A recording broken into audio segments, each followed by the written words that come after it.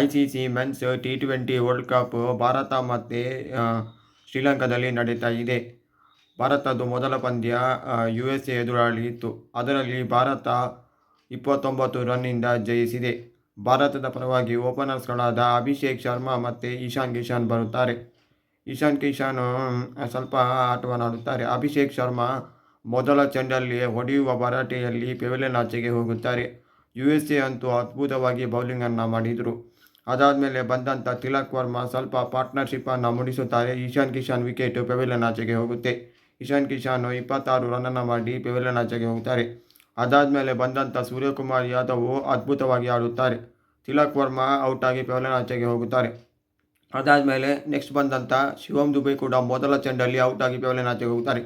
46 run ಆಗುವಷ್ಟರಲ್ಲಿ ಭಾರತ ತಂಡದ್ದು 4 wicket ಕಳೆದುಕೊಂಡಿರುತ್ತೆ. ಪವರ್ ಪ್ಲೇಯಲ್ಲಿ 4 ವಿಕೆಟ್ ಕಳೆದುಕೊಂಡಿರುತ್ತೆ.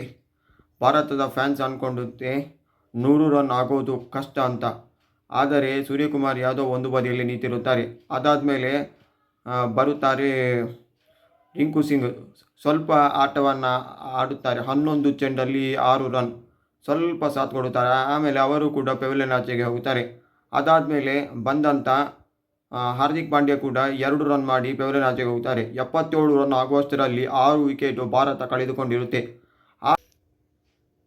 ಅಕ್ಷರ್ ಪಟೇಲ್ 11 ಚೆಂಡಲ್ಲಿ 14 ರನ್ನನ್ನು ಮಾಡುತ್ತಾರೆ.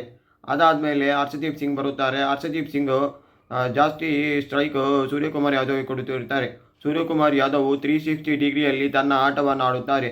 84 ರನ್ 49 ಚೆಂಡಲ್ಲಿ 10 ಬೌಂಡರಿ 4 ಸಿಕ್ಸರನ್ನು ಬಾರಿಸುತ್ತಾರೆ. ಅದ್ಭುತವಾಗಿ ಆಟವನ್ನಾಡುತ್ತಾರೆ. ಏಕಾಂಗಿ ಹೋರಾಟವನ್ನು ಭಾರತದ ಮೊದಲ ಇನ್ನಿಂಗ್ಸ್ನಲ್ಲಿ ಕೊಡುತ್ತಾರೆ. ಅದಾದಮೇಲೆ ಕಡೆಯಲ್ಲಿ ಬಂದಂಥ ವರುಣ್ ಚಕ್ರವರ್ತಿ ರನ್ಔಟ್ ಆಗಿ ಹೋಗುತ್ತಾರೆ. ಭಾರತ 161 ರನ್ನಿಗೆ 9 ವಿಕೆಟ್ ಕಳೆದುಕೊಂಡಿತ್ತು. 162 ರನ್ USAಗೆ ಟಾರ್ಗೆಟ್ ಆಗಿತ್ತು. Shadley van Schalkwyk 1 wicket, Ali Khan 1 wicket, Amandeep Singh 1 wicket, Mohammad Mohsin 1 wicket. ಬಾಕಿದವರೆಲ್ಲ ದುಬಾರಿಯಾಗಿದ್ದರು USA ತಂಡದ ಬೌಲರ್ಸ್ಗಳು. USA ತಂಡದ ಓಪನರ್ಸ್ಗಳಾದ ಮುಕಾಲ ಮತ್ತು ಆಂಡ್ರೂ ಗೌಸ್ ಬರುತ್ತಾರೆ. ಸ್ಟಾರ್ಟಿಂಗಲ್ಲಿ ಅದ್ಭುತವಾಗಿ ಭಾರತ ತಂಡ ಬೌಲಿಂಗ್ ಮಾಡುತ್ತೆ. ಮೊಹಮ್ಮದ್ ಸಿರಾಜ್ ಅಂತೂ ಒಳ್ಳೆಯ ಬೌಲಿಂಗ್ ಮಾಡುತ್ತಾರೆ. ಗೌಸ್ ವಿಕೆಟ್ ಹೋಗುತ್ತೆ. ಅದಾದಮೇಲೆ ಕ್ಯಾಪ್ಟನ್ ಮೊನಾಕ್ ಪಟೇಲ್ ಬರುತ್ತಾರೆ. ಅವರು ಕೂಡ ಬೇಗನೆ ಔಟಾಗಿ ಹೋಗುತ್ತಾರೆ. ಅದಾದಮೇಲೆ ಮಿಲಂದ್ ಕುಮಾರ್ ಬರುತ್ತಾರೆ. ಸ್ವಲ್ಪ ಅದ್ಭುತವಾಗಿ ಆಟವನ್ನು ಆಡುತ್ತಾರೆ. ಮುಕಾಲ್ ಪೆವಿಲಿಯನ್ ಆಚೆಗೆ ಹೋಗುತ್ತಾರೆ. ಇವರು ಸ್ವಲ್ಪ ಆಟವನ್ನು ಆಡಿ ಇವರು ಕೂಡ ಬೇಗನೆ ಪೆವಿಲಿಯನ್ ಆಚೆಗೆ ಹೋಗುತ್ತಾರೆ. ಅದಾದಮೇಲೆ ಶುಭನ್ ರಂಜಾನೆ ಬರುತ್ತಾರೆ. ಅವರು ಕೂಡ ಸ್ವಲ್ಪ ಭರವಸೆಯನ್ನು ಮೂಡಿಸಿ ಪೆವಿಲಿಯನ್ ಆಚೆಗೆ ಹೋಗುತ್ತಾರೆ. ಅದಕ್ಕಿಂತ ಮುಂಚೆ ಕೃಷ್ಣಮೂರ್ತಿ ಬಂದಿರುತ್ತಾರೆ. ನಮ್ಮ ಕರ್ನಾಟಕದ ಆಟಗಾರ USAಯಲ್ಲಿ ಸೆಟ್ಲ್ ಆಗಿರುವುದು. ಅವರು ಕೂಡ ಸ್ವಲ್ಪ ಅದ್ಭುತವಾಗಿ ಆಡುತ್ತಾರೆ. ಕಡೆಯಲ್ಲಿ ವಾನ್ ಸೆಬ್ಯಾಕ್ ಸ್ವಲ್ಪ ಆಟವನ್ನು ಆಡುತ್ತಾರೆ. USA ತಂಡ 132 ರನ್ನಿಗೆ 8 ವಿಕೆಟ್ ಕಳೆದುಕೊಂಡಿರುತ್ತದೆ.